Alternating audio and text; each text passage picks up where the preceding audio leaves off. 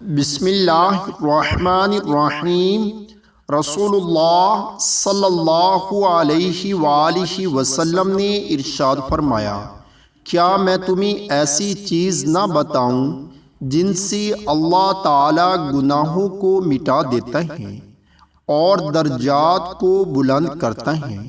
لوگوں نے عرض کی، اے اللہ کے رسول صلی اللہ علیہ وآلہ وسلم، کیوں نہیں، آپ ضرور بتائیں۔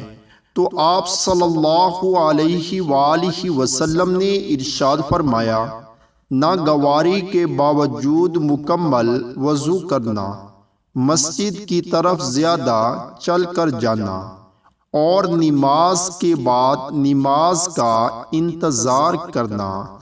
اللہ تعالی ہم سب کو بھی اس پر عمل کرنے کی توفیق عطا فرمائے، آمین۔